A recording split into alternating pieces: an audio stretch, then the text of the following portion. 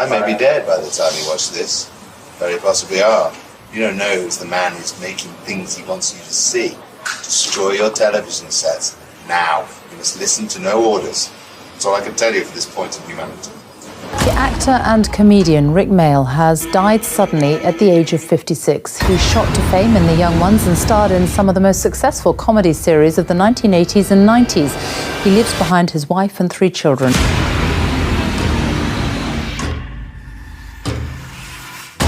So now you're telling me that climate change is fake?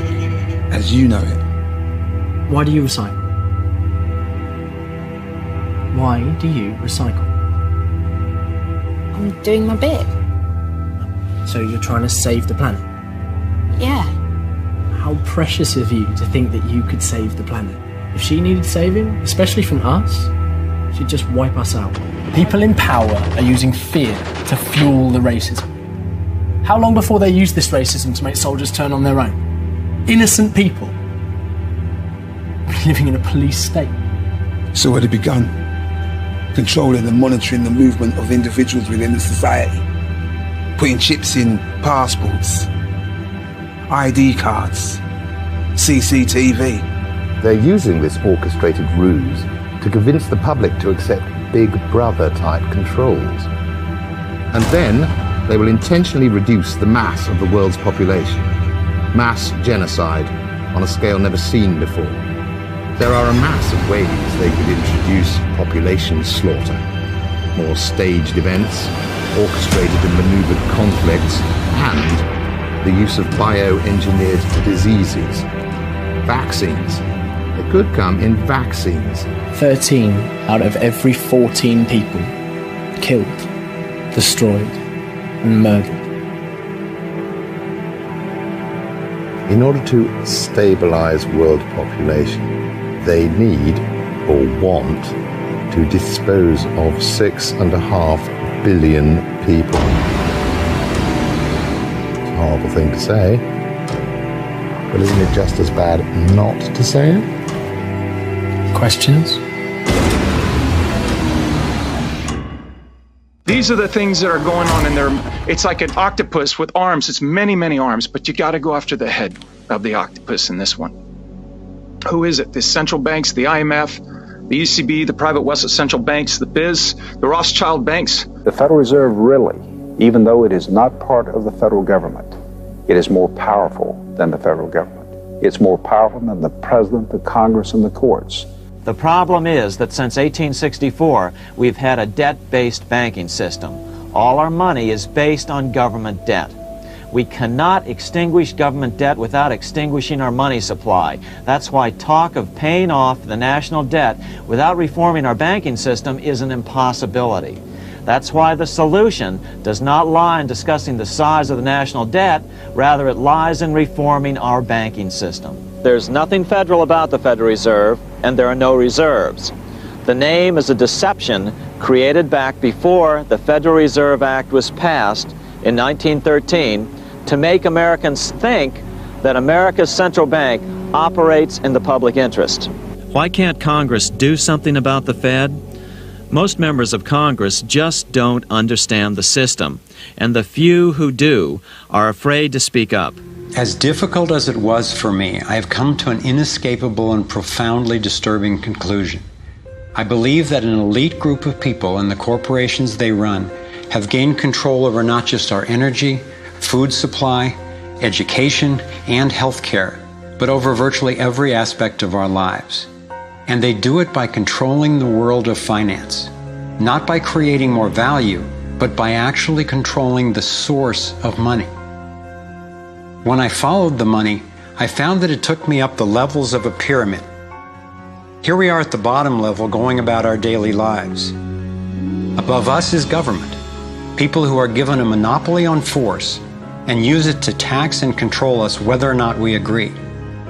But who controls them? At the next level are the corporations. Many would say that it is now corporations and not nation states that rule the world.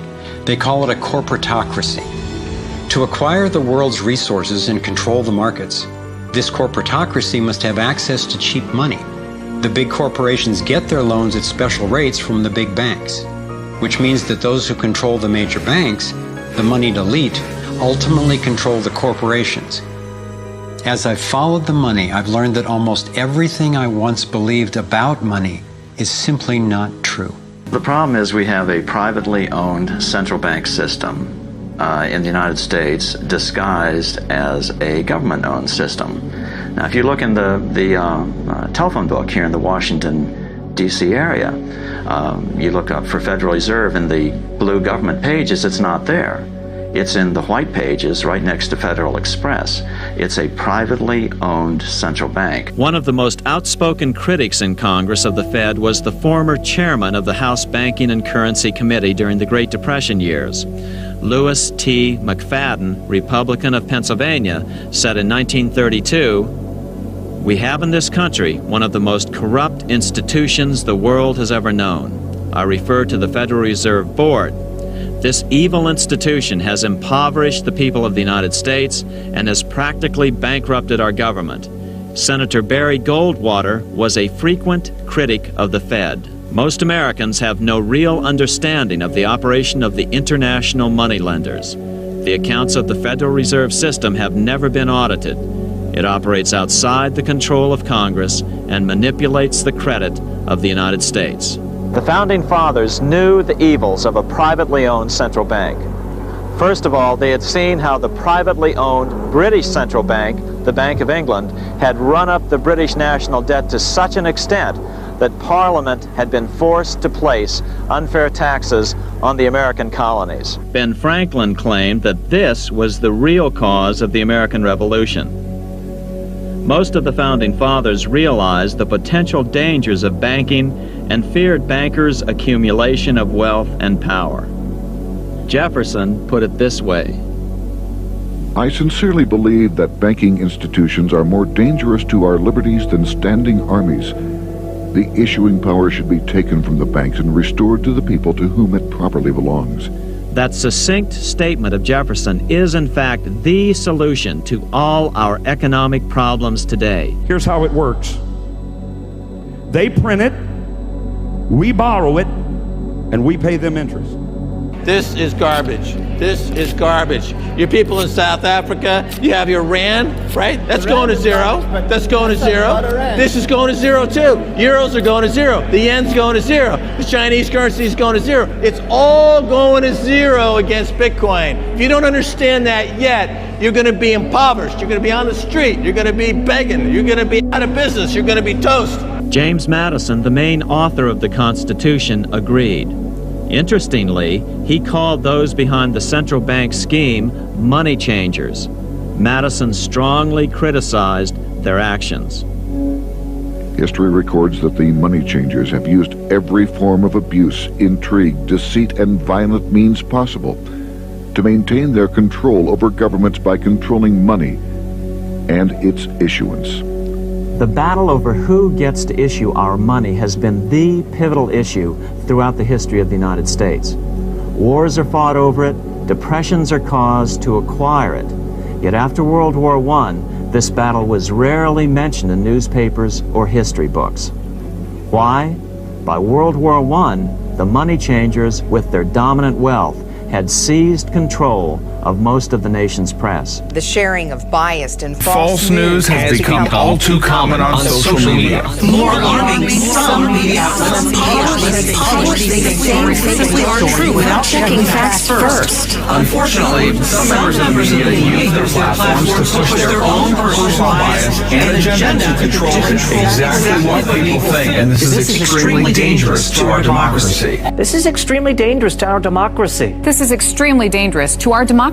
This is extremely dangerous to our democracy. This is extremely dangerous to our democracy. This is extremely dangerous to our democracy. This is extremely dangerous to our democracy. This is extremely dangerous to our democracy. This is extremely dangerous to our democracy. This is extremely dangerous to our democracy. This is extremely dangerous to our democracy. This is extremely dangerous to our democracy. This is extremely dangerous to our democracy. This is extremely dangerous to our democracy. This is extremely dangerous to our democracy. democracy. This is extremely dangerous to our democracy. All the Trump supporters that I talked to who were Trump voters. He's trying to undermine the media, trying to make up his own facts, and it could be that he can actually control exactly what people think, and that is our job. Yeah, that is our job. You have owners. They own you.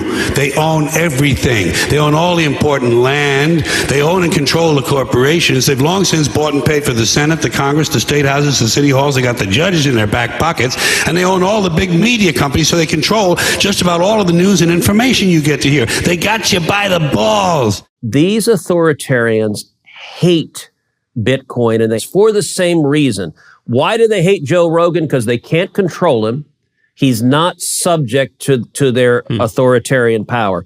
Why do they hate Bitcoin? Because they can't control it. There's only one useful thing that any of us can do every day when we get up. One thing that matters above all. That one thing is convince someone to convert some other form of property into Bitcoin. By a show of hands, how many people hold Bitcoin? Not bad, not bad. What I would recommend highly for anybody who doesn't, get off zero, like today. We'll talk a little bit about it. But what is it? It's an open, decentralized network that's open for anybody, and no one can stop it. It's impossible to stop. It's impossible to stop.